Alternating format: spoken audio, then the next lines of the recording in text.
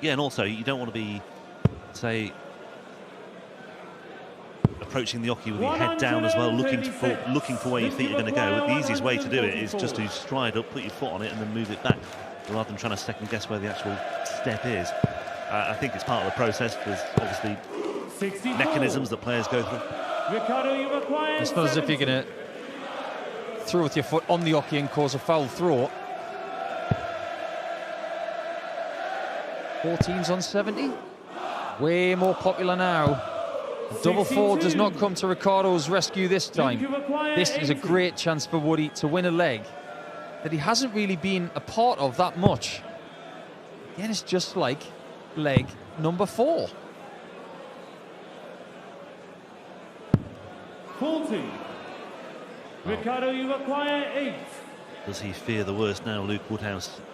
Petresco has already taken out double four. He's looking at it once again, this time to level the match at 3 apiece.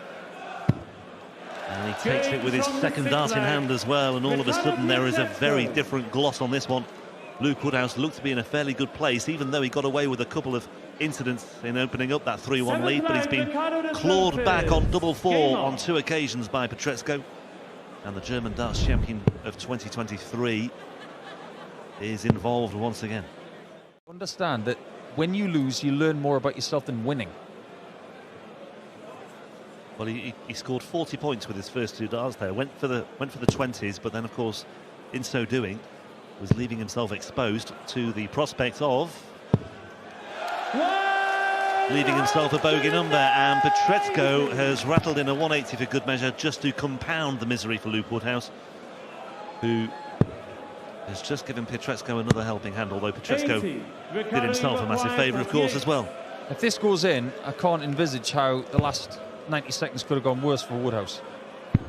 Gains from the 8th leg. The miscount. Ricardo Petresco. The 180 for Ricardo. 9th leg, Ricardo to throw first. Woody almost reaching for the white flag in this one because he's lost 4 straight legs. That's for much more to save a contest. First dart's got to be high in the 60. You'll take it. Just run out of room.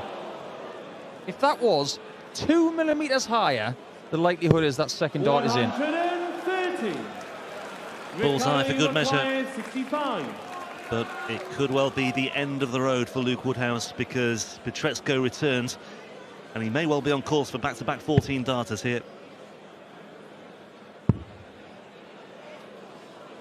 Just checking. Tops is the required target. Big deep breath for Ricardo Petresco, 25. who misses a first match dart. I think it's very strange that he went for the 70 and then asked if he's got 40 left. Of course he knew he had 57. He did that in that final as well, I recall, in Hildesheim. Now, well, it is just never ceases to amaze me how matches of this nature can quickly turn at such a decisive moment as well. This is why people love this sport, because there's always something going on. I mean, Petresco had a match start on tops, and I just wonder whether that hesitation when he checked might just have derailed him slightly. This leg is not over though. That maximum from Ricardo, that's his 5th of the contest. There's been a sneaky 8 in the game, but this is a match-saving double. Wonderfully done. 24 darts for the last 2 legs to save the contest, to take us all the way. Fair play, Woody. It might well give him something to work with. Single 17 to leave 74. Can't find the treble 14 that would have left double 16, and on we go. But Woodhouse is still adrift on 186. You're standing in his shoes right now. You think to yourself, I do my job here. Don't take for granted that he's going to hit this. This is not a gimme, but the pressure's on. Let's see what Ricardo can do to win his 9th game of the season. Well, he's already had 1 match start on tops, and this time he makes absolutely no mistake. Ricardo Petresco withstands the fight back of Luke Woodhouse. So far away from what he's used to. But I was perplexed there, Dan. 207, someone who's got this really good likelihood of grouping 3 darts together. Why wouldn't he go for the 171 down in the 19th to leave 36, which he also loves? Yeah, it's an option, but how about this? He's not really making use of the marker darts. I know he did for the tops finish, and he does eventually with the final dart there, but Jermaine's got a chance on the ball. And pins it. Jermaine Watermainer with the first breaker throw in this game. We're into the fifth leg here, and not much has changed for Ross Smith in the scoring phase, and his biggest weapon is not there today, and I'm not sure how he's going to win this game without it. At which point does he start switching to the 19s? I don't think it's the worst idea in the world, even if it's just for a few visits. One in there. Even hitting that one, he had to move because it was dangling. That's only his second 140 of the game. 160. Ooh, hang about. Double top. Oh, it's beautiful. Jermaine Watermainer is racing through this now. He's enjoying himself. And Jermaine could well do that. 20 segment leaves the bullseye.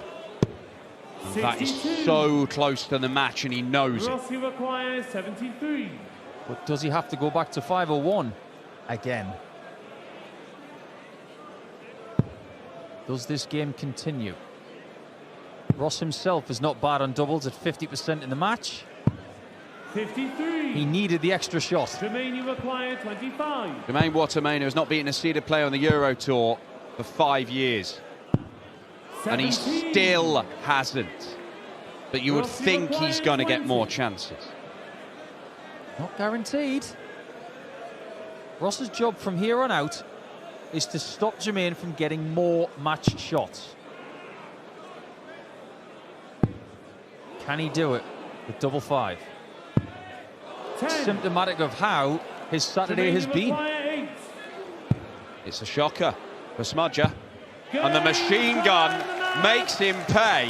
Jermaine Watermainer has powered through to the final day here in Belgium. But as you say, he got into the Grand Slam, where he promptly lost to Johnny Clayton. 108 for a 2-0 lead. 56. Yeah, wasn't too much pressure on that given the state of play with Johnny Clayton's positioning here, but Johnny Clayton can make a significant move. 174. And he's done precisely that. So just 1 or 2 questions being asked of Berry Van Peer here with this 52.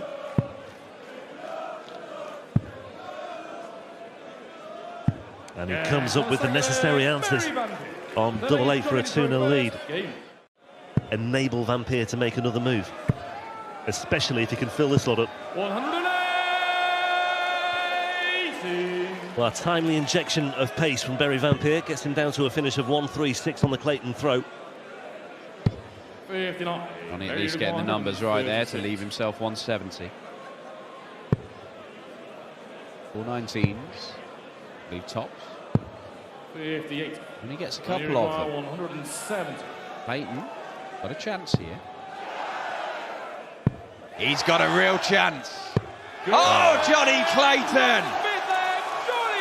From 2-0 down, Clayton leads, and the 170 puts him ahead for the first time. Game. And the crowd in Visa find their voice once again, rising unanimously there to acclaim Johnny Clayton with the big fish.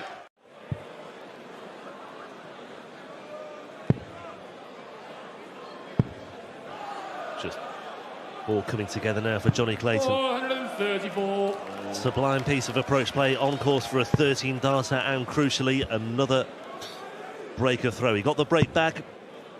This could be much more significant. 40. Well, big fishes all well and good, but approach play like that from Johnny Clayton to back it up. Got to be perfect here. 2 trebles and a double, or a treble and 2 doubles. That treble doesn't do. 92. Johnny, you require 82. Bullseye. Oh, interesting. Well, that leaves the bull. 57. Well, interesting. I was not expecting Johnny Clayton to utilise that route. 48. Well, what it's done, it's just allowed Van Peer again, who looks to be really labouring here, doesn't he? I wouldn't say he's feeling 100%.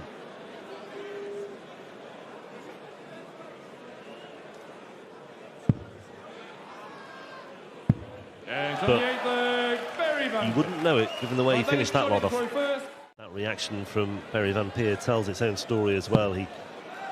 Well, you know, he scored 81 there, but he knows that he needed a bit more, because Clayton is going to keep on coming right back at him. 137, but it could have been more manageable. And Clayton will be looking at 106 in a moment. And again, it's one you quite fancy him to get a shot for. He is taking most of his chances. He only needs to take one more, and he will get a chance. And it's double 16. And he takes his chance. It is clinical from Clayton. The Ferret winning again at the Belgian Darts Open. The title sponsors here have done a brilliant job of making the practice area as comfortable as possible. The players love it. Yeah, I'm not surprised. It's very roomy, very spacious. Now, is there space here for a Shanghai? Well, he's found a way through into the top corner.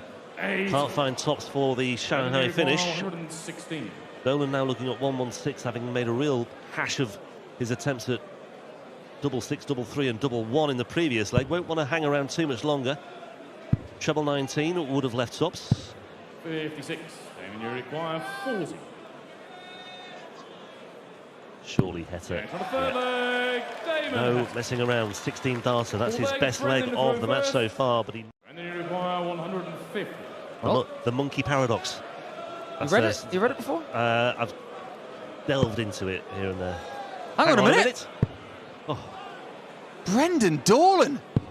You've got a bullseye in the top corner. If it had been top left, he might have gone for it, you know. Whitlock would have.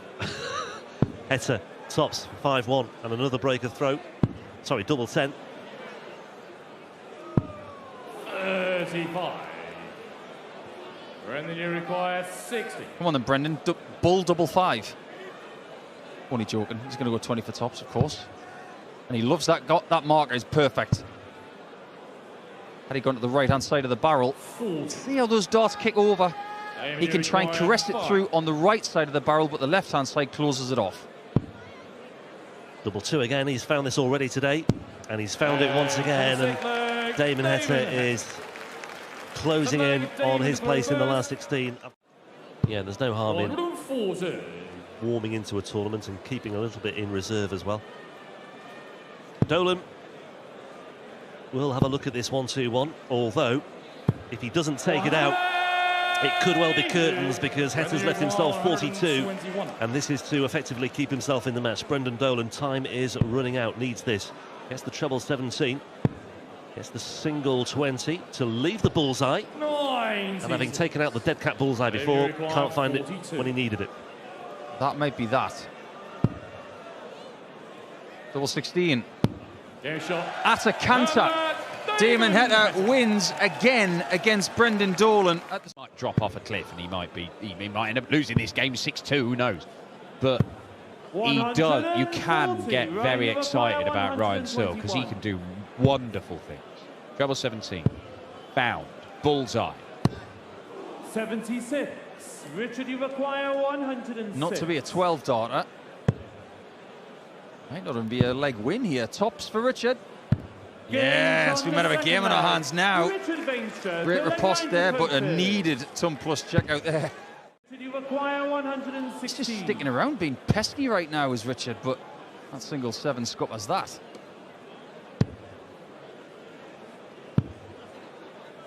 A bullseye finish for Johnny Clayton a couple of games ago was a bit of a game changer, but the bullseye's not even needed. Double 8. 70.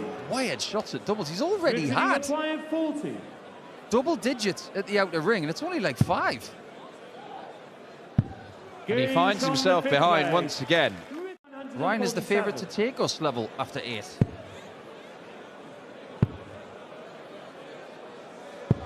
Another third dart pickup makes the next potential shot just a little bit easier, and the fact that he hit 51 to leave 56 could be key here, because he's all about leaving the top of the shot. Double 10 is found, and it is 4-all. It's another break of throw. It's 6 consecutive breaks of throw we've had in this game. Not enough to pressure this. It allows Veenstra the luxury of being able to set up. which he does excellently. I think if you were to make this game best of 19 or even best of 31, it would just continue like this the whole time. It's been a brilliant thing to watch.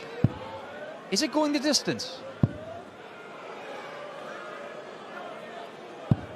It might not. Ryan, you require 80. Double 10 for the match. Oh, heavy metal wires the dart that would have won it. One left. Oh, what a lovely little nestler that is. That was a brilliant dart from Richard. Superb timing, just like 5 treble 20s in 6 darts at the start of this last leg. His first TV9 darter back end last year at the Grand Slammer darts. But an 11 or 12 darter here guarantees a victory, a hard-fought victory for Ryan Searle. He could have won it much easier. He could have lost it in the end. Oh. 56. Didn't even go for the 60 there. That was a layup, and it was a very sensible one as that, because imagine if he hits the 60 and starts splitting doubles. He'd much rather just lead tops with 3 darts in hand. Working his way in. And finds the winning dart. Ryan Searle had to graft for that. 2-1-8, he's in a 1-7-7 in the last 3 legs. Hold my beer, says Chris Dobie. Danny require 106. Dobie with genuine hopes of a break if Danny Noppert fluffs his lines with this one. Tops he wants for a 3-2 lead. 86. Chris, you require 43. He was under pressure very early in this leg on his own throw, Danny Noppert. He nearly rescued it with 177, 106 out back-to-back. But Dobie pins the double 16 for a 14-dart break, and Chris Dobie leads this match for the first time. You require 156. Yeah, he may well feel this has to go, Chris Dobie, and it's not going to go, and Danny Noppert has a very good chance to get the break that he needs. 40. Danny require 121. 12 darts potentially to level things up at 4 apiece. Treble 17 to leave the bullseye. Dobie will return. 57. Chris, you require 16. Well, this would be the best leg of the match if it goes first dart. He doesn't like it. But he'll love that. That's a superb adjustment from Dobie. It was. Leg, Danny to throw first. Chris, you require 108. 4 19s for double 16. He has already missed a couple of match darts. Can he get one more here? Yes, he can, with another brilliant adjustment. Back to the centre of the oche, double 16. And 76. Dobie is still waiting. Well, double 16 has been his nemesis so far in this match for Chris Dobie. 3 missed darts to secure a place in the 3rd round tomorrow, and the wheels are falling off once again for Danny Noppert here. 21 scored with his first 2 darts. That leaves 91. Takes off 72. The 51 as well for good measure, but it might be too late. I think Danny Noppert's made an error there. I think he could have gone treble 18 for double 19. I think that was a more sensible option. He did not take it. And Dobie finally take his chance. Might have to go. And he cannot do it. And it is now 6 mismatched darts for Hollywood. And maybe, just maybe, we are going to 11 legs after all. Danny Noppert with the ultimate lifeline. Chris Dobie will be kicking himself that it's gone this far. Require 129. All the time in the world and plenty of darts in hand here for Danny Noppert as well. 110 away, gets the treble. And sets it up nicely with a shot at tops as well. Every single leg has been won in 5 or 6 visits to the board. It has been a compelling game. 64. And while Dobie is 9 points behind in the averages, he's had 6 match darts, but he's not going to get any more. Because Danny Noppert steals the win away from Dobie, who exits the stage crestfallen. To some extent last year as well.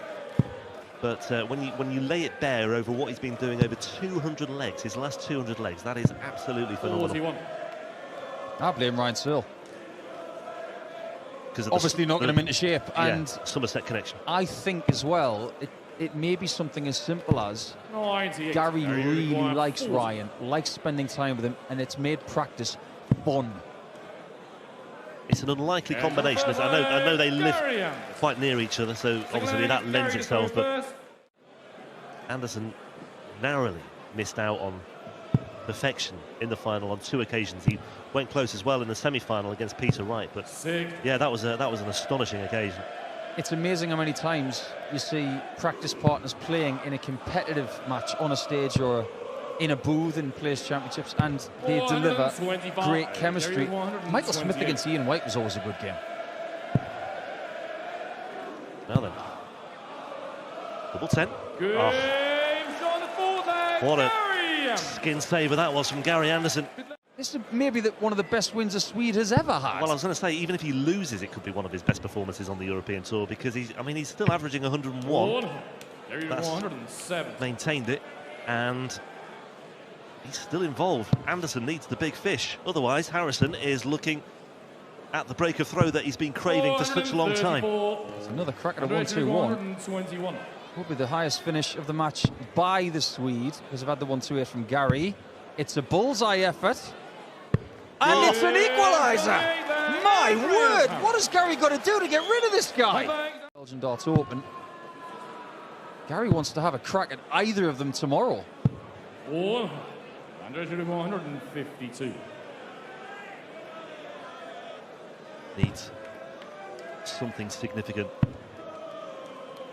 just to reapply the pressure as well, because Anderson slowly but surely has found his way back into this leg. I'm not sure how that went in. Does this go in with 2 tops? Key shot, gaping hole, and finds it for a break of throw. Not out of it just yet either.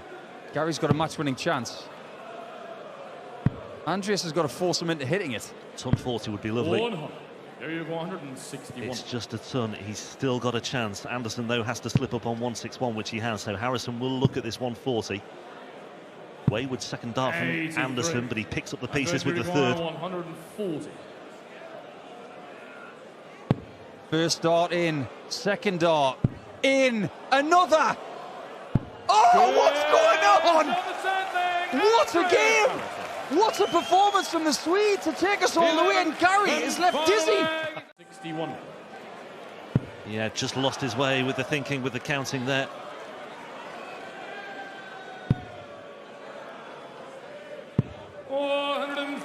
Anderson just had a quick check to see where Harrison was. He then realised that he didn't have to be overly aggressive with that particular visit. But yeah, Harrison needs to play his percentages, needs to give himself the shot, needs to give himself the chances. Having played so well and having produced that moment of magic in the 10th leg to level things up, Gary Anderson steps in, and with an average very much in keeping with what he's been doing so far this year. Get the ranking man. Dirk doing the numbers here. So 54 off and leaves 72. Oh, yeah. I get it. Yeah, all the 18s. Okay, could have been, yeah. Oh, it's so good. It is great. Look, he does take you by surprise sometimes. Cullen wasn't on a finish, so he wouldn't have gone that way if Cullen was on a finish. It's almost as if we're the maths teacher and he's the student and he's cleverer than us. He's teaching us. It's 3-3 and we're going to have more legs. He was in a position of high chest. The lower back was curved and it didn't look natural. At the minute, it looks way better. Great approach from Joe there. Still averaging over 100, has been all game. Yeah, but he is in a spot of bother here. Or could be. Ooh. 75. Well, he's not put a huge amount of pressure on, but Cullen may feel he has to go for it anyway. Does he go for it? Yes, he does! Nod of the head from the rock star as he pins the 170 to hold his throw once again.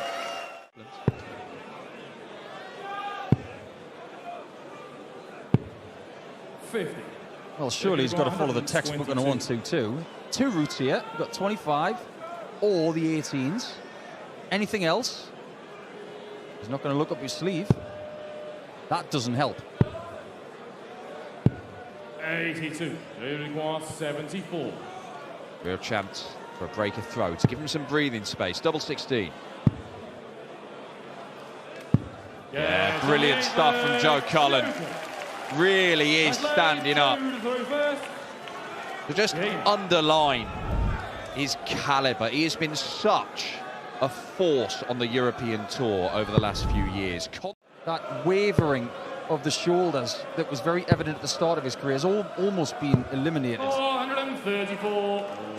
And I don't think he gets enough credit for how good he is technically. He was a dart away from being Premier League champion. He was so close to beating Michael Smith at the Grand Slam that Smith would eventually go on to win. Some very close run things in the World Championship. Could he produce another? Oh, there's shoals of them! Shoals and shoals of big fish for Joe Cullen. He hits the 170 for the second time in the game. Unbelievable performance from Joe Cullen.